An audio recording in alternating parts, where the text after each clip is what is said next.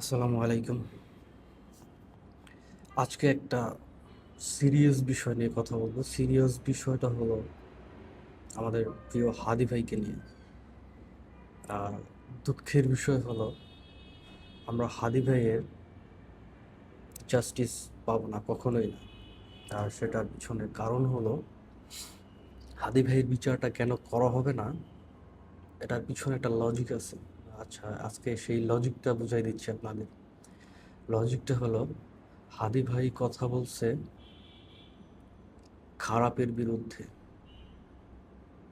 দুর্নীতির বিরুদ্ধে বা দেশের সিস্টেমের বিরুদ্ধে।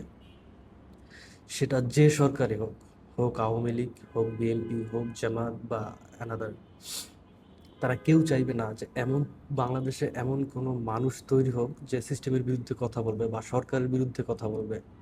হাদি ভাই কথা বলছে সরকারের বিরুদ্ধে, সিস্টেমের বিরুদ্ধে। এখন যদি হাদি ভাইয়ের বিচারটা করা হয়, তাহলে আরো নতুন হাদি তৈরি হবে। হাদি ভাই কি বলে গেছিল? যে আমাকে যদি গুলি করে মেরে ফেলে তাহলে অন্তত বিচারটা করেন, না হলে নতুন করে হাদি তৈরি হবে না। গভর্নমেন্ট তো চায় যে হাদি তৈরি না হোক। হাদি যদি তৈরি হয় তাহলেই তো গভর্নমেন্টের বিরুদ্ধে কথা বলবে, সরকারের বিরুদ্ধে কথা বলবে। কোনো গভর্নমেন্ট চাইবে না যে তার বিরুদ্ধে কথা বলার মতো লোক দেশে তৈরি হোক। তার কারণ হলো, যদি নতুন করে হাদিরা তৈরি হয় তাহলেই তো এই সরকারের বিরুদ্ধে কথা বলবে, আবার নতুন করে আন্দোলন হবে, সরকার পতন হবে। এটা কোনো সরকার চাইবে না। সরকার চাইবে যাতে এর বিচার না হয়। আরে, বিচার তো দূরের কথা থাক, ওই আসামি আসামি যদি গিলটি থেকে যদি নিজে সুইসাইড করে, তাও বর্তমান সরকার সেটা নিউজ করবে না।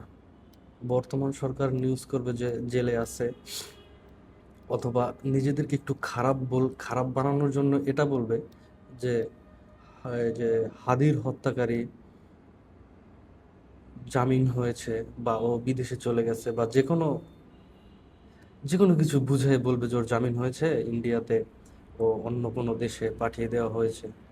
ওরা গালি খাবে, দরকার হয় সরকার নিজে গালি খাবে এই নিউজ প্রচারের পর। কিন্তু তারপর ওরা মানুষের ব্রেইনে এইটা ঢুকাবে যে তোমরা কেউ হাদি হইও না, তাহলে কিছুই হবে না। এভাবে একজন মেরে ফেলবে, তারও কোনো বিচার হবে না, একভাবে না একভাবে বেঁচে যাবে। ও যদি সুইসাইড করে নিজেও গিলটি থেকে যে আমি হাদিরে মেরে ফেলছি, একটা ভালো মানুষ ছিল, আমি আমার বিচার চাই, বা ওই ওই খুনি নিজে নিজের বিচার চাচ্ছে যে আমার ফাঁসি হোক, তারপর সরকার ফাঁসি দিবে না।